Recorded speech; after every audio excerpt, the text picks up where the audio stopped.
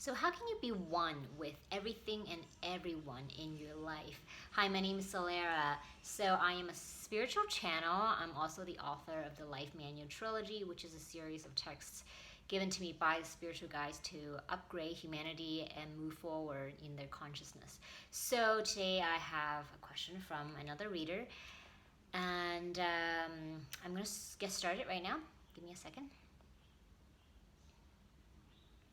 So yes, we hear your question about being experientially being one with everyone. So the way it works is, right now you're in sort of a physical body. And because you're in a physical body, your thoughts are constantly about the three-dimensional world. And this is not a judgment. So when people say, oh, it's time to upgrade from 3D to 4D and 5D, we say don't beat yourself up about it. It's, your consciousness. It's like learning how to swim. It just takes some time. At first you're just doing the doggy paddle, and you got, when you're little, your parents give you those like floaties, right? And you don't really know how to swim, but with more practice you get better at it, and your arms can flap a little better, and you can kick a little stronger. It just takes time. So the idea of being experientially one, we say all the masters in the past have done it through meditation. And we're not forcing anybody to go out meditate. Some people really don't enjoy meditation. The channel herself had to, go away to an ashram and meditate for months on end. And it certainly helps tremendously if you have the time and you devote yourself to meditation, and so that you can fully align all the centers in your body to experience that sense of oneness. Now, a lot of people actually can practice and then achieve that state. But here's the caveat. Just because you can achieve that state in the meditation doesn't mean that you necessarily live it every day. This is what we really want you to understand. You need to learn to live that state. And people ask, well, that's so hard. I'm triggered by this person. I'm triggered by that person. And we say, it's okay. We're not asking you to be best friends with everybody, but also know that we're not asking you to live in a cave all day either. Because it's only through experience that you can practice this idea of oneness in real life. It's like anybody can be happy by themselves with their eyes closed with no triggers, right? Where's the real test? The real test is your daily life. So we say use your daily life to really practice, this idea of oneness. And when we say oneness, we're not saying, your body's are mushed into somebody else's body and that kind of oneness, like a soup. Although the spiritual guys, we describe ourselves as a giant bowl of soup, because our consciousness is very much melt, you can say melted into one another. But you're not dead yet. You still have the physical body. We say practice it while you're in the physical body. Don't wait until you die and then you regret all the stuff and then you got to do it all over again in another lifetime. Do it now, okay? And so the idea of oneness is don't try to force yourself, we would say. You want to start slowly. Let's say you're living with somebody who triggers you all the time. It could be a roommate, it could be, friend or spouse, children, whoever. You just have to recognize when you're having a moment of argument or tension. They're just you. And that person in front of you, they're not really that different. They're going through their own life curriculum, their own struggles, their own pains. And when you look at that person and you want them to change, and you're looking at them, you're thinking, okay, how can I feel oneness with this person that I dislike so much in front of my face, right? We say at that moment, just recognize this is all just an illusion, and I'm triggered because I am hurt in some ways. I have those trigger points within myself, and that's why the other person is able to trigger that insecurity, that sense of vulnerability, you can say, right? Sometimes you don't feel safe in a situation, you don't feel safe with a person, and you think it's their fault, but actually they're just, it's like you already have a wound. Let's say you have a physical wound on your arm and it hasn't really healed, and somebody comes and just pokes at it.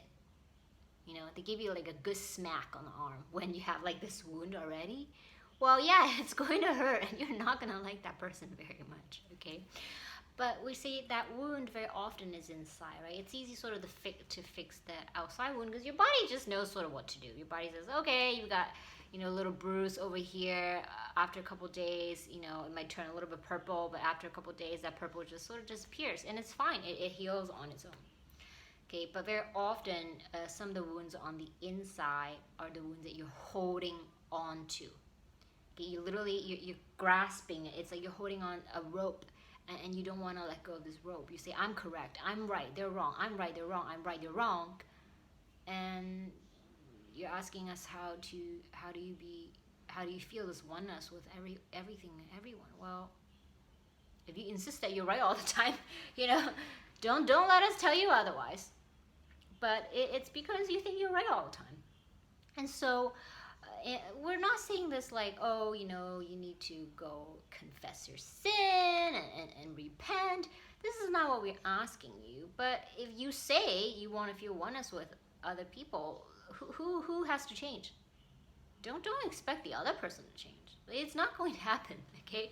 They're just responding to you. It's like if you're a really bad dance partner, we're just going to use that example, and you're the kind of person you just, you know, you've got 2 left feet and you step on the other person all the time, it's going to be really difficult for the other partner to dance with you. Even if they're a very, very good dancer. Let's say they're world champion, you know. Yeah, they can pretty much hold up on their own and dance, but there's not much of a partnership going on because you are not a very good partner, okay? But you're saying, oh, you know what, I'm not dancing correctly. You know what, this is just not comfortable. You know, I'm always tripping over.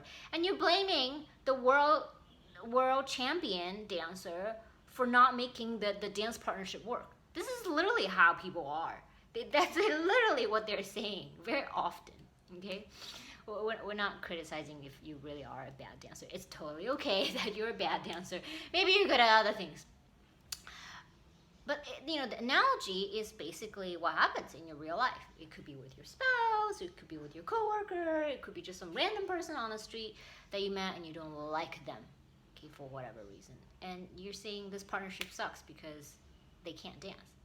But maybe they're actually a really good dancer. You're not really aligning yourself. You know, it's like you're always off balance and you're expecting the other person to help you get in balance. So this is sort of a long answer to, in essence, a very simple question to us. You know, just being honest is just to recognize, yep, it's just my own thoughts. I'm having all these thoughts and it has nothing to do with anything. Okay, so we'll leave you at that for now, and over time you will get better and better and deeper understanding with this topic as you practice with the people around you. With that, we'll say goodbye for now. Okay.